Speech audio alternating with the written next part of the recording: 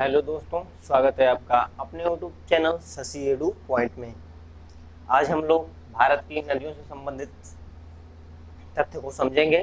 ठीक है, तो आइए हम लोग आज भारत की नदियां समझते हैं।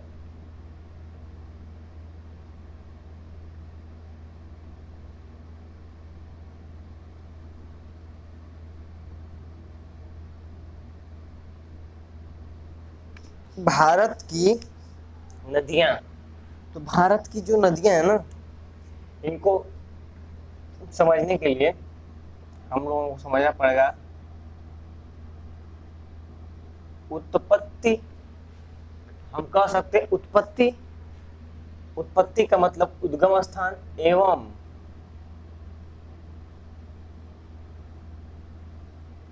जल की मात्रा। ठीक है, समझिएगा बात को। मैं क्या कह रहा हूं, उत्पत्ति भारत की नदियों को समझने के लिए उत्पत्ति एवं जल की मात्रा के आधार पर हमें भारत की नदियों का वर्गीकरण करना होगा। उत्पत्ति मतलब कि उसका उद्गम स्थान, कि यह नदी जो है कहाँ से निकलती है, और जल की मात्रा का मतलब किस नदी में कितनी जल ग्रहण करने की क्षमता है। ठीक है, तो आइएगा समझते हैं इसको।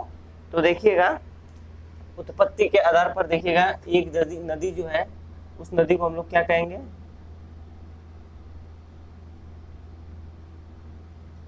हिमालय नदी। ठीक है, हिमालयी नदी को कहेंगे। ठीक है, इसको उत्पत्ति के आधार पर हम लोग देखें तो इसको क्या कहेंगे, हिमालयी नदी। ठीक है, हिमालयी नदी हिमालय की तरफ से निकलेगी, हिमालय क्षेत्र से निकलेगी। हिमालय क्षेत्र पे ग्लेशियर होते हैं, ग्लेशियर होने के कारण ये जो नदी है, हिमालयी जो नदियां हैं, ये सदाबहार नदी होंगी। इन नदियों में जो है कि जल की मात्रा में कमी नहीं आएगी। मतलब ये जो नदियां होंगी ये कभी सूखेंगी नहीं, मतलब 12 महीने जो है कि बहती रहेंगी। ठीक है, तो इसलिए इसको एक नाम और दिया जाता है। क्या नाम दिया जाता है? तो जो नाम दिया जाता है वो नाम है सदा बहार नदी। इसको एक नाम और दिया जाता है सदाबहार नदी। सदाबहार का मतलब वही जो 12 महीने में है, इसलिए इनको क्या कहा जाता है, 12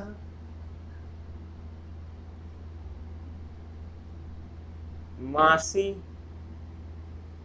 नदी। ठीक है, 12 मासी नदी। ठीक है, अब एक बात समझिएगा, ये तो हिमालयी नदियां हो गई।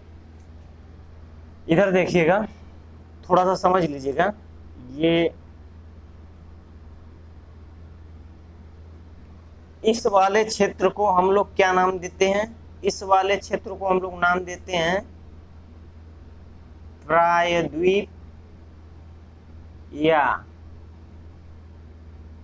दक्षिण भारत। इधर वाले क्षेत्र को हम लोग क्या नाम देते हैं, प्रायद्वीप या दक्षिण भारत। अब आइएगा समझिएगा, तो ये हिमालयी नदियां हो गई। हिमालयी नदियों को सदाबहार नदी भी कहते हैं। सदाबहार का मतलब 12 महीने में है, इसलिए इनको 12 मासी नदी भी कहते हैं। ठीक है, अब यहाँ समझिएगा, लिख रहा हूं मैं, प्रायद्वीपी नदी। ठीक है, प्रायद्वीपी नदी। ठीक है, बात को समझिएगा, इसको मिटा रहा हूं थोड़ा सा। प्रायद्वीपी नदी को एक और नाम से जाना जाएगा। इस नदी को प्रायद्वीपी नदी कर लें, या इधर लिख दे रहा हूं दक्षिण भारत की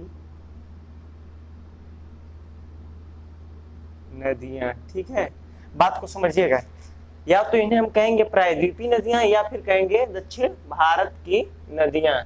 ठीक है, अब समझिएगा, दक्षिण भारत की जो नदियां होंगी ना, दक्षिण भारत की नदियां जो होंगी, वो जो नदियां होंगी वो क्या होंगी, उनमें जल धारण करने की क्षमता कब अधिक होगी, बरसात के महीने में। बरसात होगी तो इन नदियों में पानी रहेगा, नहीं तो क्या होगा, इन नदियों का पानी सूख जाता है। तो इसको एक नाम और दिया जाता है, इसको एक नाम दिया जाता है क्या, इसको एक नाम दिया जाता है बरसाती नदी। ठीक है, बात को समझिएगा। इस नदी को एक और नाम दिया जाता है, क्या नदी? बरसाती नदी। और बरसात कैसे होता है? बरसात के मौसम में, मौसम में बरसात होता है, बरसात के मौसम में, तो इसको क्या कहा जाता है? मौसमी नदी भी कहा जाता है। ठीक है, मौसमी नदी भी कहा जाता है। ठीक है, बात को समझिएगा। एक हिमालयी नदियां हो गई और एक क्या हो गई? प्रायद्वीपीय नदियां। आइए एक एक करके हम इनके बारे में समझ लेते हैं। हिमालयी नदियां पहले हम लोग देखते हैं, फिर उसके बाद जो है कि प्रायद्वीपीय नदियां, बरसाती नदियां या मौसमी नदियां देखते हैं। ठीक है, तो आइए, एक तरफ जो है कि आपका दक्षिण भारत की नदियां हो जाएंगी और एक तरफ हिमालयी नदियां हो जाएंगी। ठीक है, आइएगा देखते हैं। सिंधु नदी,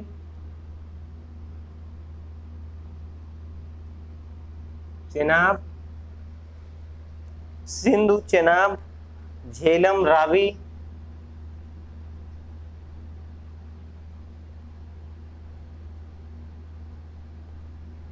झेलम, रावी, ये सब नदियां कहां से निकलती हैं? ये सब हिमालयी नदियां हैं। ब्यास,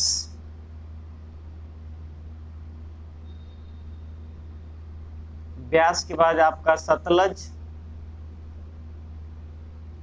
ये सब जो नदियां मैं लिख रहा हूं, ये सभी जो नदियां हैं कहां से निकली हैं? हिमालय से। देखिएगा, और भी लिख रहा हूं, रामगंगा,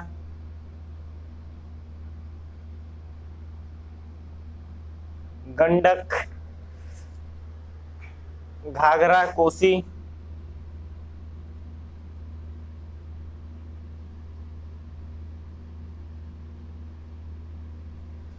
घाघरा, कोसी, महानंदा, यमुना,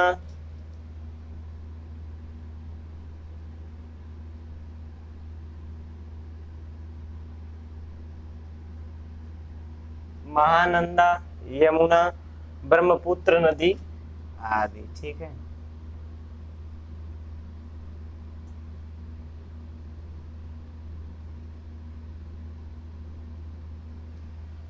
ब्रह्मपुत्र और उसकी सहायक नदियां आदि। ठीक है, अब देखिएगा, हिमालयी नदी में सिंधु, चेनाब, झेलम, रावी, व्यास, सतलज, रामगंगा, गंडक, घाघरा, कोसी, महानंदा, यमुना और ब्रह्मपुत्र नदी, ब्रह्मपुत्र की सहायक नदियां भी आ जाएंगी इसमें। ठीक है, क्या हो जाएंगी? ये सब जो हो जाएंगी हिमालयी नदियां हो जाएंगी। ठीक है, हिमालयी नदियां। अब देखते हैं हम लोग दक्षिण भारत की नदियां। दक्षिण भारत की नदियां में आइए देखते हैं, गोदावरी, कृष्णा, कावेरी नदी को नहीं लिखेंगे क्योंकि कावेरी नदी जो है कि अपवाद है। ठीक है, उसको अभी बताते हैं क्यों अपवाद है। चंबल, बेतवा,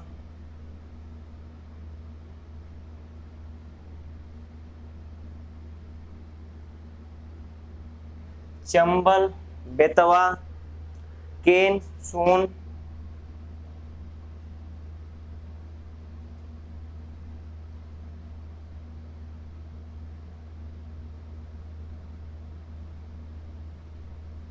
केन, सोन, दामोदर, वैगेई,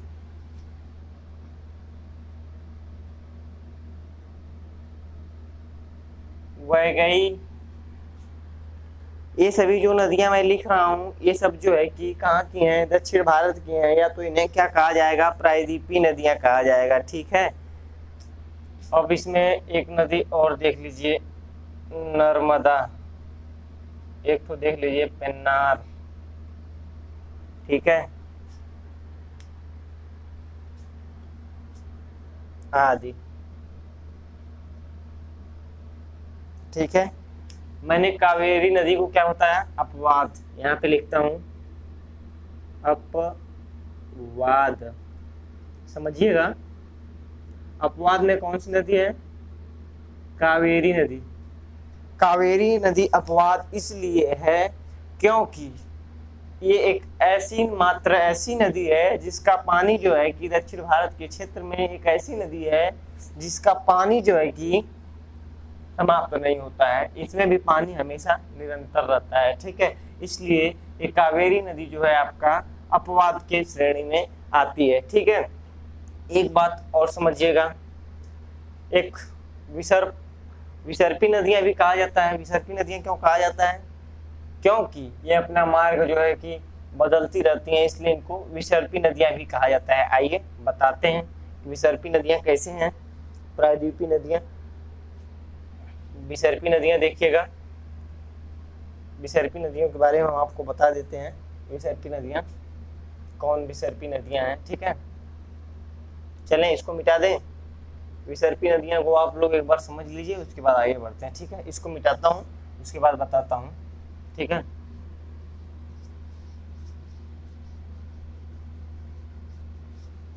कुछ इसमें जो है कि हिमालयी नदियां और जो है कि दक्षिण भारत की प्रायद्वीपीय नदियां में कुछ विसर्पी नदियां भी हैं। जैसे समझिएगा, मैं ना लिख रहा हूं, देखिएगा। विसर्पी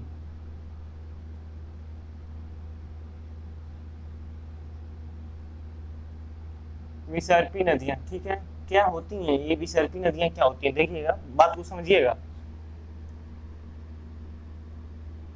ठीक है। मान लीजिए ऐसे कोई नदी बह रही है, ठीक है। एक नदी ऐसे बह रही है, ठीक है।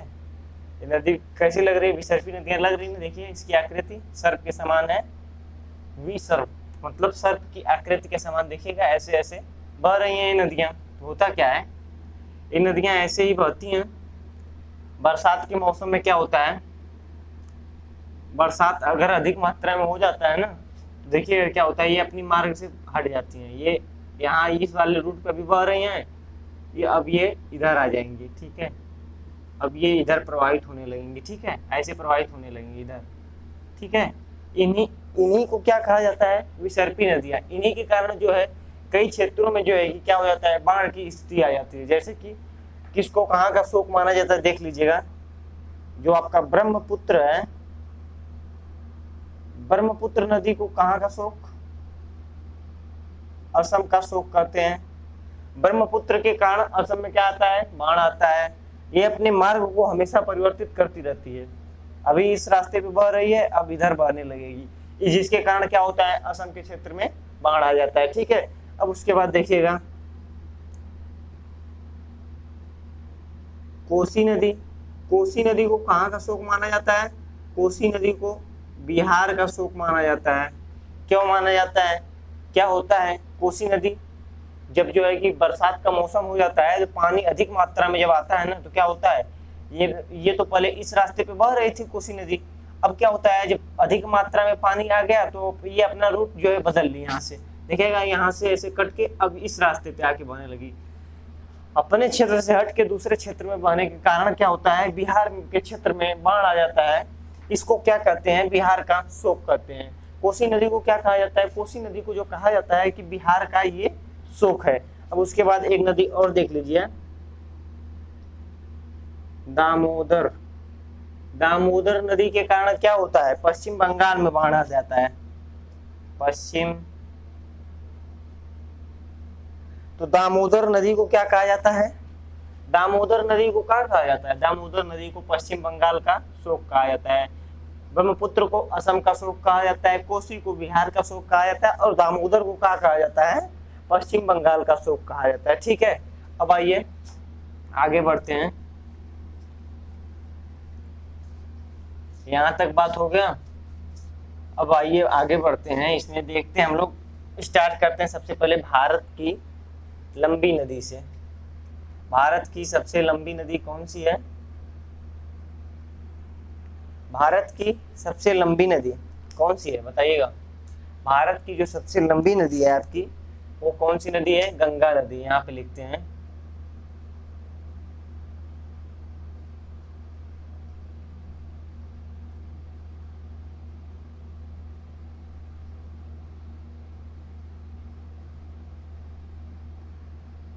मैं लंबी की बात कर रहा हूं, ठीक है, न कि बड़ी की, ठीक है। क्या होता है, बड़ी अगर यहीं पे मैं बात करूं तो भारत की सबसे बड़ी नदी वो कौन सी नदी हो जाएगी? ब्रह्मपुत्र नदी हो जाएगी। क्यों हो जाएगी? देखिएगा, बात को समझिएगा।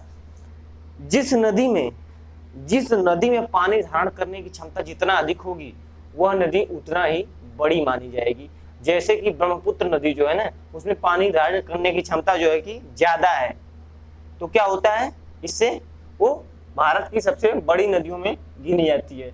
हम भारत की लंबी नदी की बात कर रहे हैं। लंबी नदी का मतलब वे नदियां जो अधिक दूरी तय करें, वे नदियां जो अधिक दूरी तय करें, अधिक दूरी तय करेंगी उनको हम लोग क्या कहेंगे, लंबी नदी कहेंगे, ठीक है, न कि उनका।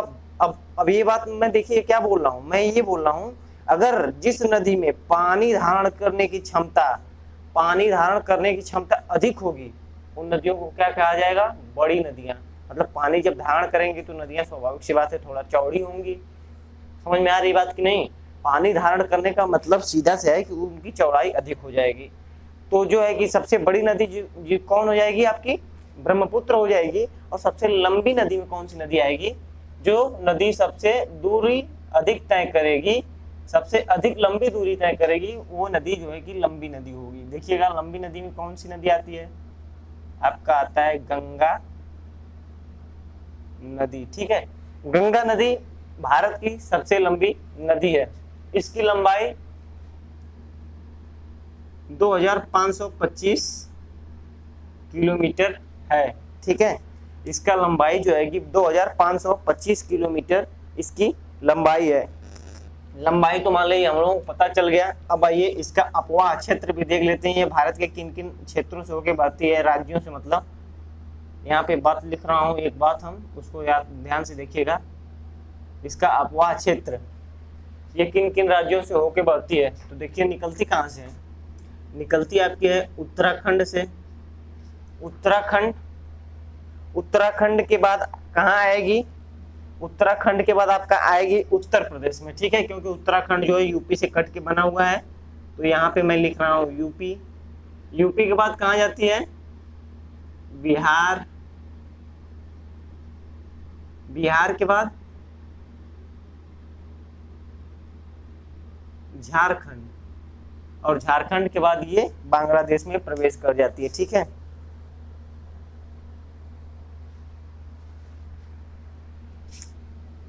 एक दो तीन चार, झारखंड के बाद आपका पश्चिम बंगाल में जाएगी,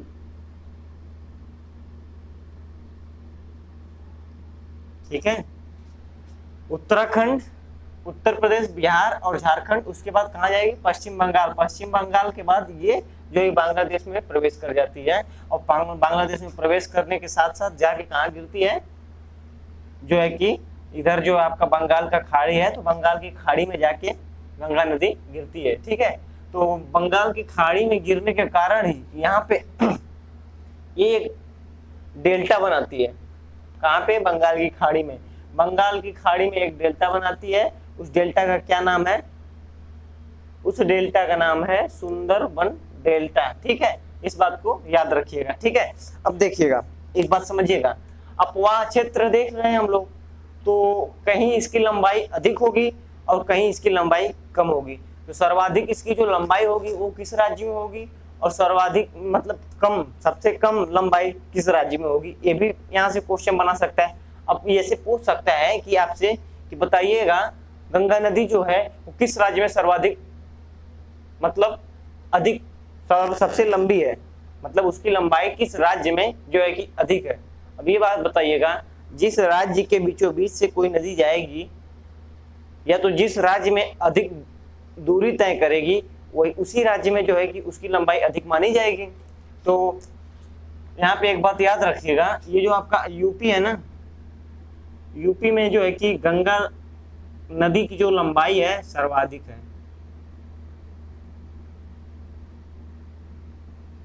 उत्तर प्रदेश में गंगा नदी की जो है कि उत्तर प्रदेश में जो है कि गंगा नदी की जो है कि क्या है, लंबाई अधिक है।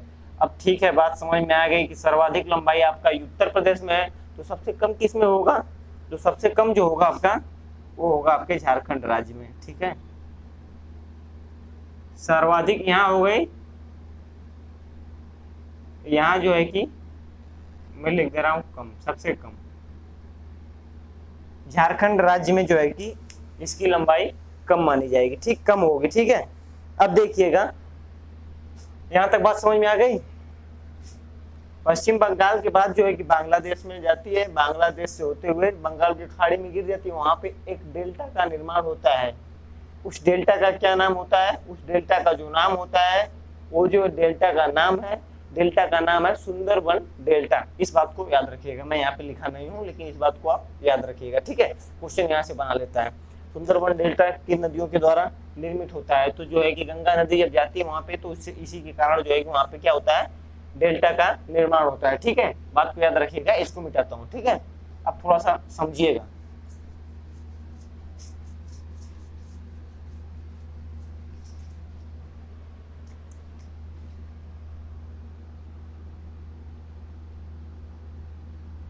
यहाँ पे देखिएगा एक सन लिख रहा हूँ। सन 1985 में, सन 1985 में कांग्रेस की सरकार थी। कांग्रेस की सरकार थी। कांग्रेस की सरकार कह लिया जाए या कह लिया जाए, उस समय मुख्य मतलब प्रधानमंत्री जो बने थे उनको क्या कहा जाता था? मतलब राजीव गांधी की सरकार। चलिए ठीक है, इसको मैं राजीव गांधी का सरकार लिख दे रहा हूँ। राजीव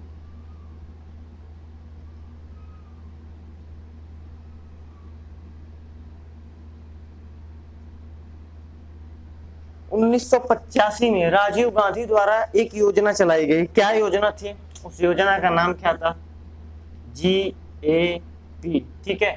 GAP, GAP का मतलब है Ganga action plan. Ganga action plan,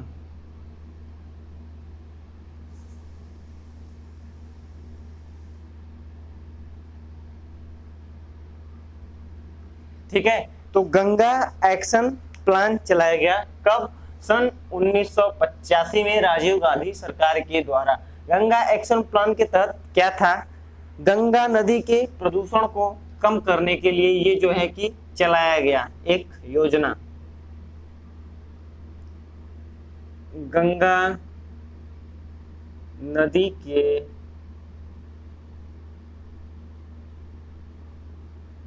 प्रदूषण को कम करने के लिए, गंगा नदी के प्रदूषण को कम करने के लिए गैप योजना चलाई गई, जिसका फुल फॉर्म है Ganga action plan. Ganga action plan 1985 के तहत राजीव गांधी सरकार द्वारा चलाई गई योजना थी, जिसका उद्देश्य क्या था? गंगा नदी के प्रदूषण को कम करने के लिए ये परियोजना मतलब योजना जो है कि जो भी है चलाई गई, ठीक है। यहाँ तक बात समझ में आ गई? तो आइए अब समझते हैं गंगा नदी की उत्पत्ति कैसे होती है, ठीक है। यहाँ तक बात समझ में आ गई। 1985 में राजीव गांधी सरकार द्वारा गैप योजना चलाई गई, Ganga action plan. Ganga action plan के तहत गंगा नदी के प्रदूषण को कम करने के लिए ये योजना चलाई गई थी, ठीक है। अब आइए आगे बढ़ते हैं।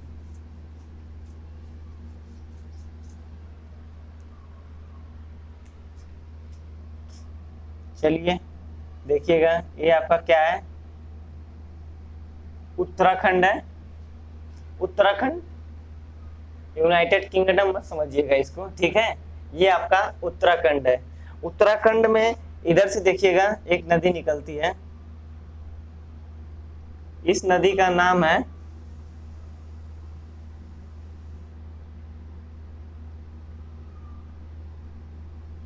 धौलागिरी। धौलागिरी नहीं है, इसका नाम है धौली गंगा। धौलागिरी लिख रहे हैं, गंगा की बात हो रही है, देखिएगा। इसका नाम है धौली गंगा, ठीक है।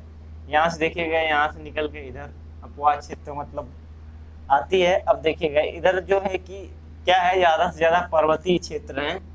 अब यहाँ से आपकी एक नदी निकलती है, ऐसे आके यहाँ पे मिल जाती है, ठीक है। यहाँ से निकली, इधर से निकल गई आपकी धौली गंगा। इधर से जो नदी निकली उसका नाम क्या है? बात को समझिएगा। इसका नाम क्या हो गया? पड़ा। इसका नाम विष्णु गंगा पड़ा। अब देखिएगा ये जहाँ पे मिल रही हैं, ये दोनों नदियां जहाँ पे मिल रही हैं वहां पे क्या बन रहा है? संगम। तो इस संगम को क्या नाम दिया गया? इस संगम को नाम दिया गया विष्णु गंगा और धौली गंगा के मिलने से जो संगम बना उसको नाम दिया गया विष्णु। उसको नाम दिया गया विष्णु प्रयाग, ठीक है। उसको क्या नाम दिया गया? उसको नाम दिया गया विष्णु प्रयाग। बात को समझिएगा, विष्णु प्रयाग में दो स्थान आपको याद रखने हैं। एक स्थान यहाँ पे देखिएगा, यहाँ पे जो स्थान है उसका नाम है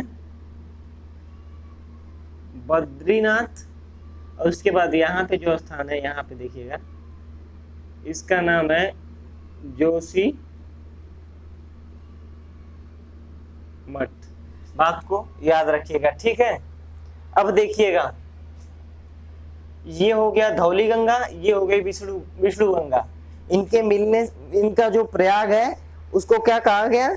उसको कहा गया विष्णु प्रयाग। विष्णु प्रयाग के मिलने के बाद अब यहाँ से एक नई नदी का निर्माण होगा। देखिएगा, अब ये नदी ऐसे कुछ जाएगी, तो इस नदी का जो नाम है, इस नदी का जो नाम रहेगा, उस नदी का नाम है अलकनंदा। अलकनंदा, ठीक है। इस नदी का क्या नाम है? अलकनंदा नाम है, ठीक है। अलकनंदा नदी में अब देखिएगा, इधर से एक छोटी सी नदी आती है, ये ऐसे आती है और यहाँ आके मिल जाती है, ठीक है। इस नदी का नाम क्या है? नंदाकिनी। मैं कह रहा हूं, ये जो छोटी सी नदी आके यहाँ पे मिलती है, किसमें? अलकनंदा में। अलकनंदा में मिलती है तो क्या होता है, यहाँ देखिएगा, यहाँ अलकनंदा ऐसे जा रही है, अभी आगे तक जाएगी अलकनंदा, जब तक ये जो है कि अभी आगे तक जाएगी। इसलिए यहाँ पे जो मिली एक छोटी सी नदी आके, तो यहाँ पे भी क्या हुआ? एक प्रयाग हुआ। ये देखिएगा, ये एक प्रयाग था, इसका नाम क्या था? विष्णु प्रयाग। अब एक प्रयाग यहाँ बन रहा है, ठीक है। बात को समझिएगा, ये विष्णु प्रयाग हो गया। अब उसके बाद जो यहाँ पे मिल रही है, तो वहां पे कौन सा प्रयाग बन रहा है? तो यहाँ पे जो प्रयाग बनेगा आपका, यहाँ पे लिख रहा हूं, नंद प्रयाग। नंदाकिनी नदी के मिल रही है, तो यहाँ पे इसका नाम क्या रखा गया? इसका नाम रखा गया नंद प्रयाग, ठीक है। बात को समझिएगा, एक एक करके बात को धीरे धीरे समझते हुए चलिएगा, ठीक है। अब अलकनंदा नदी जो है कि यहाँ से आगे की तरफ बढ़ती है, ऐसे आगे बढ़ रही है, अलकनंदा ही है अभी। यहाँ से जो नई नदी बनी उसका नाम क्या था? अलकनंदा।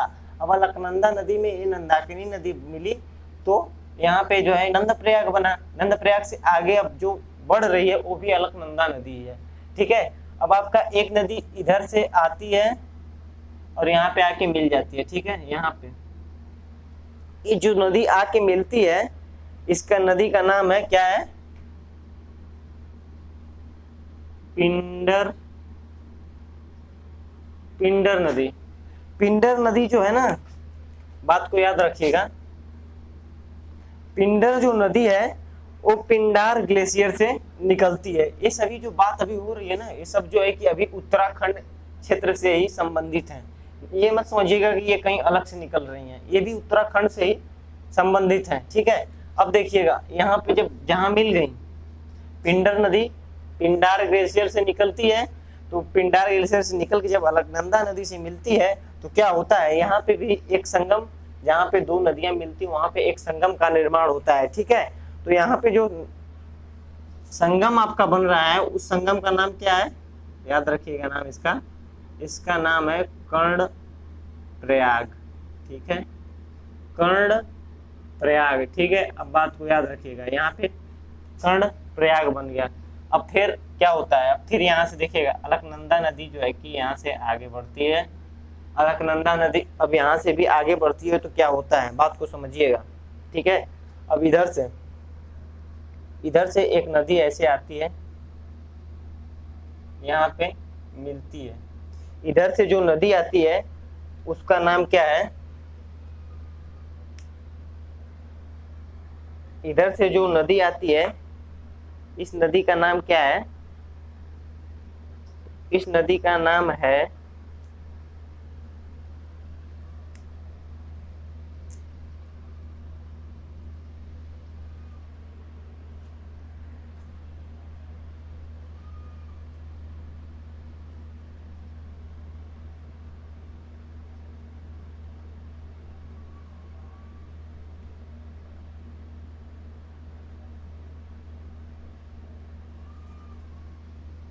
देखिएगा ये जो नदी यहाँ से निकल के आ रही है इसका नाम क्या है, यहाँ पे लिख रहा हूँ मंदाकिनी। ये जो नदी आपकी है इसका नाम क्या है, मंदाकिनी। मंदाकिनी नदी यहाँ मिल रही है तो यहाँ पे किस प्रयाग का निर्माण हो रहा है, यहाँ पे जो प्रयाग बन रहा है आपका रुद्र प्रयाग। ठीक है, बात को समझिएगा, यहाँ पे रुद्र प्रयाग का निर्माण हो रहा है। ठीक है, अभी भी जब आगे बढ़ेगी तो ये कौन सी नदी रहेगी, ये नदी जो रहेगी वो आपका अभी भी अलकनंदा ही रहेगी। ठीक है, बात को समझिएगा। अब बात को समझिएगा, अब देखिएगा इधर उत्तराखंड से ही इधर लिख रहा हूं, यहीं पे एक ग्लेशियर है गंगोत्री।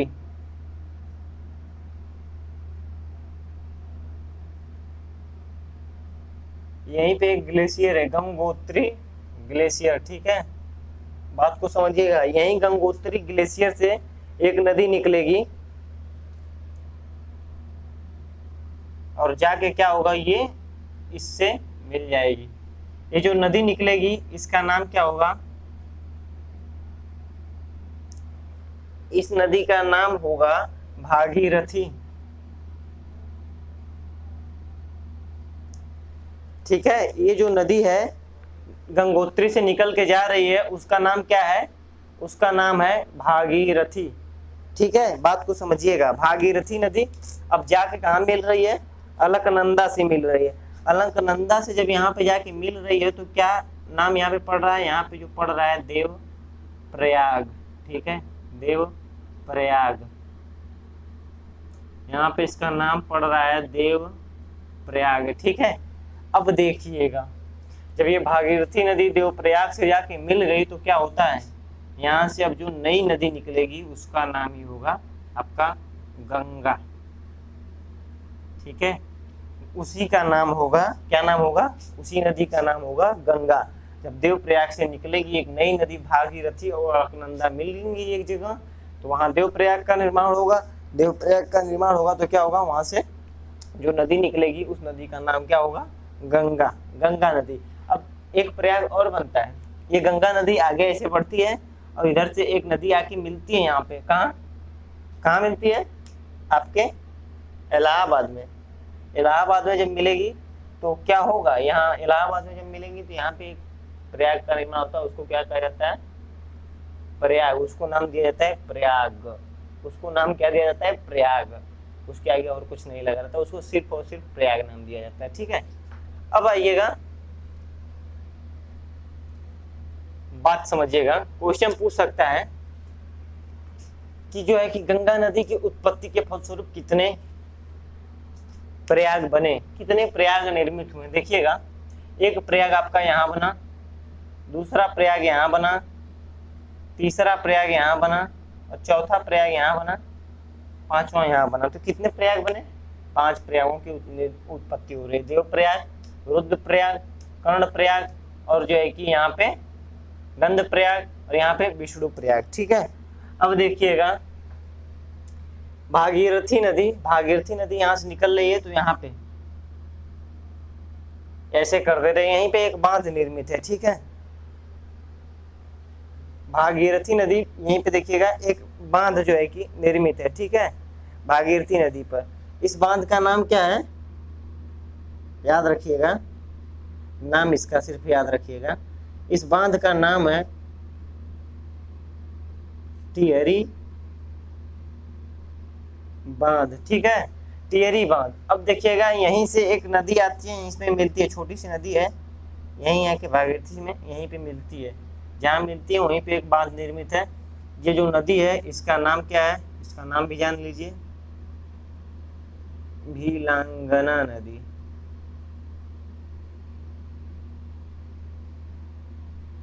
इसका नाम है भीलांगना नदी। कहाँ मिलती है, भागीरथी से मिलती है, जहाँ पे वहीं पे एक बांध निर्मित है, उस बांध का नाम क्या है, टिहरी नदी। ठीक है,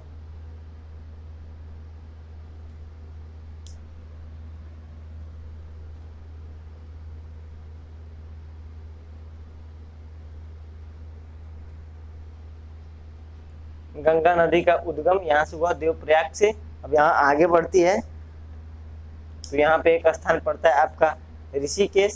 और उसके आगे फिर पड़ता है हरिद्वार। हरिद्वार जो है वो कहाँ पड़ता है, द्वार घास के मैदान में। जब घास के मैदान आपको पढ़ा रहे थे तो द्वार घास के मैदान वाला क्षेत्र जो था वहाँ पे हरिद्वार, द्वार घास के क्षेत्र में ही हरिद्वार की स्थान, मतलब हरिद्वार जो है कि पड़ता है द्वार घास के क्षेत्र में। ठीक है, बहुत को याद रखिएगा। ये सब अभी मैं बताया कि ये सब जितनी भी घटना अभी तक घटी, ये सब कहाँ घटी, उत्तराखंड में। ठीक है, बात को समझिएगा। उत्तराखंड है, उत्तराखंड के इधर से देखिएगा, इधर से निकली एक नदी धौली गंगा, इधर से एक नदी निकली विष्णु गंगा, जहां मिली वहां क्या बना, विष्णु प्रयाग बन गया। ये जहां मिल गई वहां विष्णु प्रयाग बन गया। ये देखिए विष्णु गंगा जो आ रही है तो यहाँ पे एक स्थान पड़ता है जिसका नाम है बद्रीनाथ, और उसके नीचे एक स्थान है जिसका नाम है जोशी मठ। ठीक है, अब देखिएगा ये जो है कि विष्णु प्रयाग जब यहाँ बन गया तो यहाँ से एक नई नदी का निर्माण होता है। वो जो नई नदी बनती है उस नदी का नाम क्या होता है, अलकनंदा नदी। ये जो अलकनंदा नदी है, ठीक है, अलकनंदा बन गई। अलकनंदा जैसे जैसे आगे बढ़ी, ठीक है, आगे बढ़ी तो यहाँ से देखिएगा, यहाँ से एक छोटी सी नदी आके इसमें मिलती है।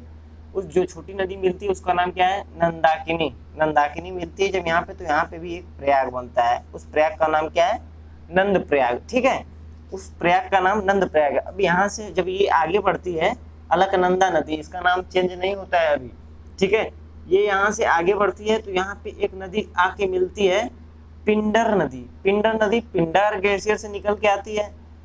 यहीं पे आपका पिंडार ग्लेशियर है, वहां से निकल के ये नदी आएगी और अलकनंदा नदी से जब मिलेगी तो क्या होगा, यहाँ पे एक प्रयाग बनेगा। इस प्रयाग का नाम क्या होगा, कर्ण प्रयाग होगा। ठीक है, कर्ण प्रयाग के बाद ये अलकनंदा नदी आगे बढ़ेगी, आगे बढ़ेगी तो यहाँ देखिएगा, यहाँ से एक नदी इधर से निकल के आएगी, मंदाकिनी नदी। इधर से एक नदी निकल के आएगी, क्या नाम रहेगा उसका, मंदाकिनी नदी। मंदाकिनी नदी जब इससे मिलेगी अलकनंदा से तो यहाँ पे जो प्रयाग बनेगा वहां पे रुद्रप्रयाग। दो नदियों के संगम स्थल को क्या कहते हैं, दो नदियां जहाँ पे मिलती हैं उसको हम लोग प्रयाग के नाम से जानते हैं। ठीक है, दो नदी जहाँ पे मिलेंगी वहां क्या निर्माण होगा, उसका प्रयाग का निर्माण होगा। ठीक है, बात को समझिएगा। अब देखिएगा, यहाँ से अलकनंदा नदी आगे की तरफ बढ़ी तो इधर से उत्तराखंड से ही गंगोत्री ग्लेशियर से एक भागीरथी नदी निकली, जाके यहाँ मिली, जहाँ मिली उसका नाम क्या पड़ा, देवप्रयाग। ठीक है, अब देवप्रयाग से ही आपका गंगा नदी, जो नदी निकलती है उसका नाम क्या पड़ जाता है, उसका नाम पड़ जाता है गंगा। इस प्रकार हम लोग गंगा की उत्पत्ति को देखें, गंगा का नाम कहाँ पे जाके पड़ा, कैसे पड़ा, हाँ, इसके बीच कितनी घटनाएं घटी, इन सबको हम लोग एक नजर में देख लिया। अब थोड़ा सा यहाँ देख लीजिएगा, यहाँ पे एक छोटी सी नदी भागीरथी नदी से आके मिलती है बिलांगना नदी। बिलांगना नदी, यहीं पे एक बांध निर्मित है, इस बांध को याद रखिएगा, बहुत पूछा जाता है। ये बांध जो है टिहरी बांध है। ठीक है,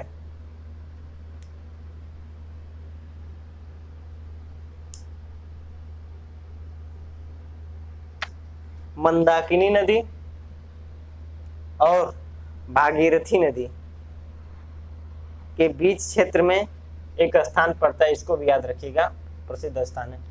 मंदाकिनी नदी और भागीरथी नदी के बीच में एक स्थान है, उसका नाम क्या है, यहीं पे मान लीजिए एक स्थान होगा, उसका नाम यहीं पे लिख दे रहा हूं, उसका नाम है केदारनाथ।